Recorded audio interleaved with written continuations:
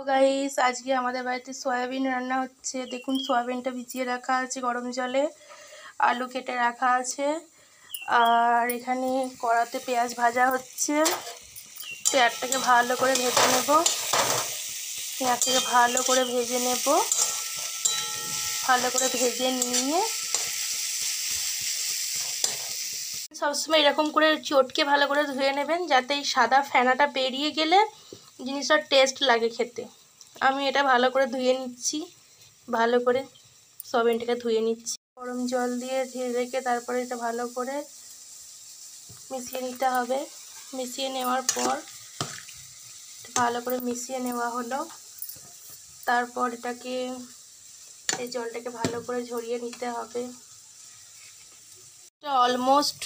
পেঁয়াজ অলমোস্ট ভাজা হয়ে গেছে। জল চেপে চেপে আমি সয়াবিনগুলো এবার দিয়ে দিচ্ছি।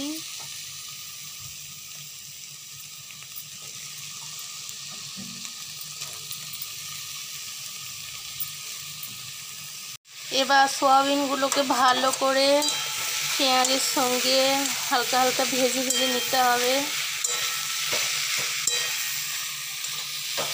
যাতে হালকা হালকা ব্রাউন কালার আসে।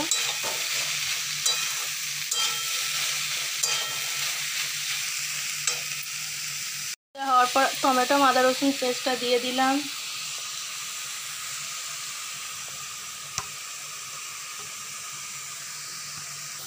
এই যে টমেটো আদা রসুনের পেস্ট দিয়ে দেওয়া হলো। এবার একে একে এর সাথে লবণ, জিরে গুঁড়ো, লঙ্কা গুঁড়ো, এই হলুদ গুঁড়ো,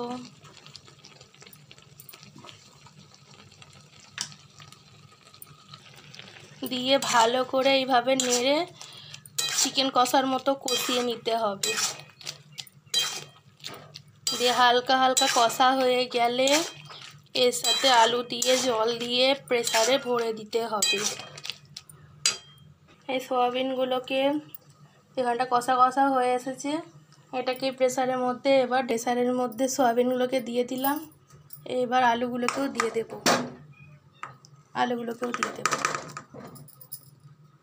সয়াবিন আলু ভালো করে নেড়ে নিয়ে আর একটু জল দিতে হবে, পরিমাণ মতো জল দিয়ে এটা এখন প্রেসার কুকারে ভরে দিতে।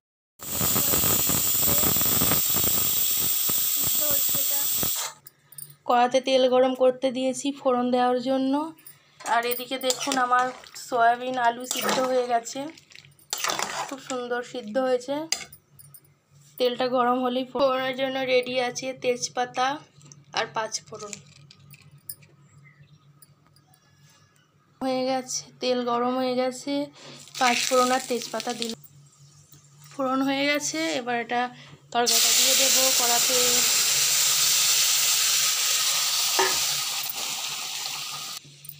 ভালো করে ফোড়নটা দিয়ে ভালো করে নেড়ে নিতে হবে।